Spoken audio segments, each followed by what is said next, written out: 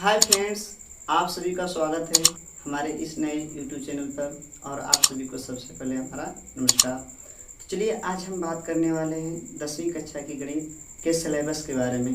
क्योंकि आपको पता ही होगा कि 2020 में हमारे कुछ सिलेबस लॉकडाउन की वजह से हटा दिए, क्योंकि अभी हमारी स्टडी जो है अच्छी तरीके से स्टार्ट नहीं हो पाई है।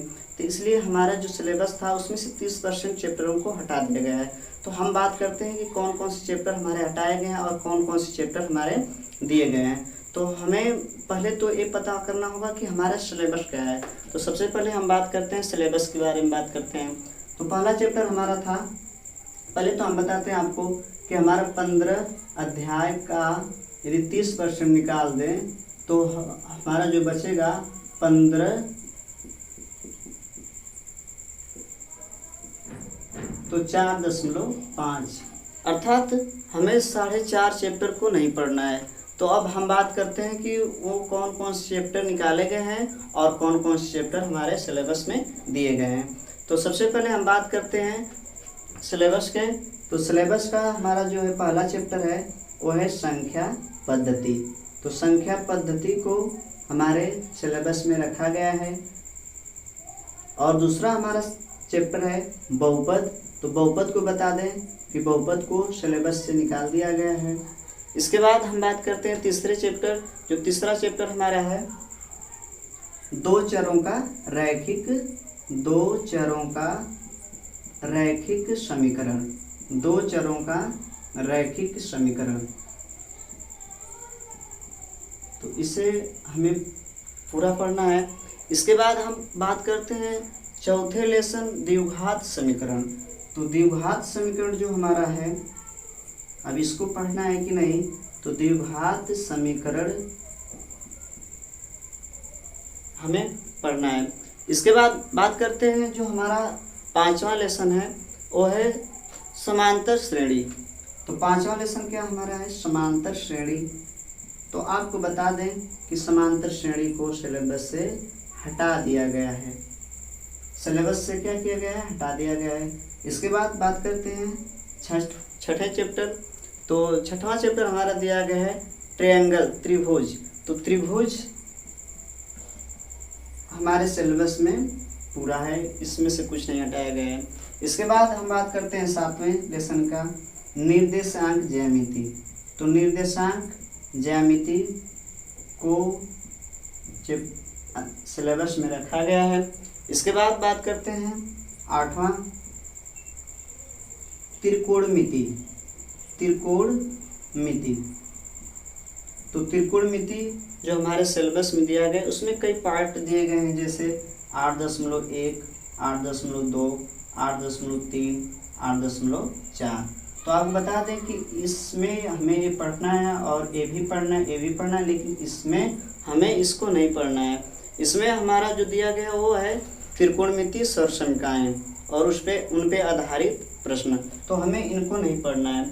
इसके बाद हम बात करते हैं हमारा जो नवा चैप्टर है हाइट एंड डिस्टेंस, अर्थात ऊंचाई एवं दूरी। तो ऊंचाई एवं दूरी को हमें क्या करना है, पढ़ना है। इसके बाद हम बात करते हैं जो हमारा 10वां लेसन है वो है वृत्त। तो वृत्त को बता दें आपके सिलेबस से हटा दिया गया है। इसके बाद हमारा जो 11वां चैप्टर है वो हमारा है रचनाएं। तो रचनाएं हमें पढ़ना है। इसके बाद हम बात करते हैं 12वें लेसन के। तो है ये जो है वृत्तों से संबंधित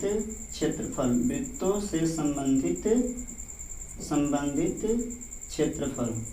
तो हमें इस चैप्टर को भी पढ़ना है। इसके बाद हम बात करते हैं जो हमारा 13वां लेसन है ठोसों के आयतन से संबंधित। तो इसका मतलब ये हुआ कि जो हमारा मेंसुरेशन था, जो हमारे सिलेबस में मेंसुरेशन है वो हमें सब पढ़ना है। सांख्यिकी, तो सांख्यिकी हमें पढ़ना है। इसके बाद हम बात करते हैं 15वें लेसन की प्रायिकता। तो प्रायिकता हमें नहीं पढ़ना है। तो आपको हम बताए थे कि हमारे जो 4.5 चैप्टर हैं उसे नहीं पढ़ना है। तो आपके सामने अगर देखा जाए यहाँ पे तो 4.5 चैप्टर होना चाहिए। देखिए, एक चैप्टर यहाँ हो गया और दूसरा यहाँ पर हो गया। तीसरे की बात करते हैं तो तीसरा यहाँ हो गया और चौथे की बात करते हैं तो यहाँ हो गया। 1 2 3 4 इसको हमारे सिलेबस से हटा दिया गया है। और यहाँ पर जो हम लगभग आधे चैप्टर की बात करते हैं तो हमारा 8.4 को सिलेबस से हटा दिया गया है। तो हमारा इस तरह से लगभग 4.5 चैप्टर हो जाते हैं। तो आपको पहले हम इसलिए इसको बताए हैं कि इसके हिसाब से हम पढ़ाएंगे और इसकी तैयारी करवाएंगे, क्योंकि अब से आपको डेली 10th मैथ के वीडियो अपलोड किए जाएंगे और आप इसे डेली पढ़ेंगे।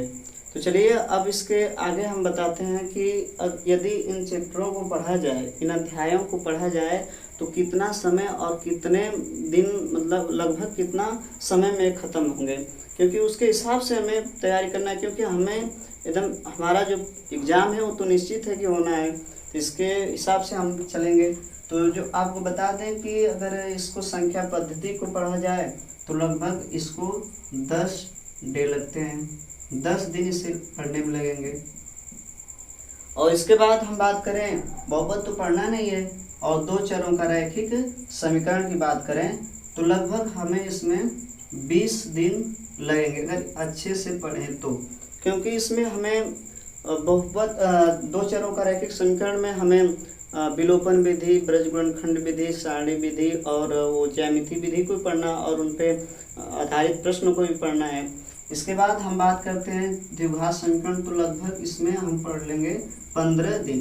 15 दिन का मतलब यह है कि हम उसमें अच्छे तरीके से अगर पढ़ें तो अच्छे तरीके से तैयारी भी कर लें और आराम से ख़त्म भी हो जाएगा। इसके बाद बात करते हैं हम त्रिभुज। त्रिभुज में लगभग इसमें भी 15 दिन लगेंगे, क्योंकि थोड़ा सा बड़ा है ये चैप्टर। और निर्देशांक ज्यामिति अगर हम पढ़ें तो लगभग 10 दिन में ख़त्म कर सकते हैं।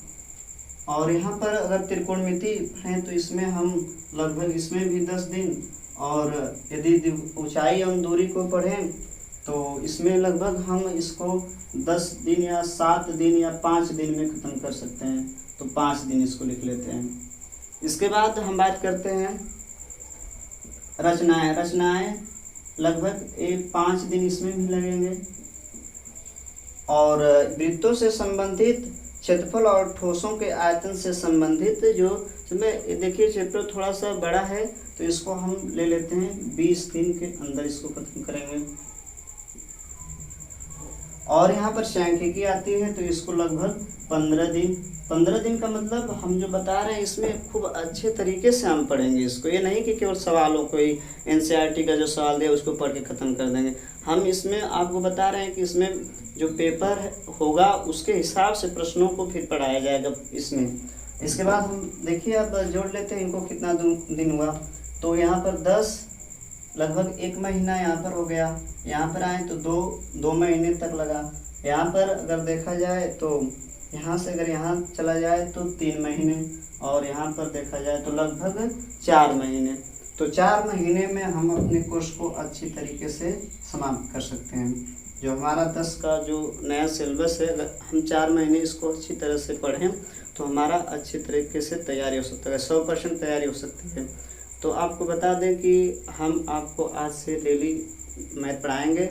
और बच्चों आपको बता दें कि सबसे पहले हमें जो कॉन्सेप्ट पर ध्यान देना चाहिए, किसी चीज़ को रटना नहीं चाहिए, उसे ज़्यादा से ज़्यादा समझना चाहिए। क्योंकि यदि हम समझ लिए तो उसे हम बहुत लंबे समय तक अपने माइंड में रख सकते हैं। तो आपसे रिक्वेस्ट है कि आप उसके कॉन्सेप्ट पे जाइए, पहले जो भी चीज़ पढ़िए उसके कॉन्सेप्ट को पढ़िए। क्योंकि हम कॉन्सेप्ट को पढ़ लेंगे तो हमें जो अध्याय के सवाल हैं उनको सॉल्व करने में एकदम सरलता महसूस होगी। तो आज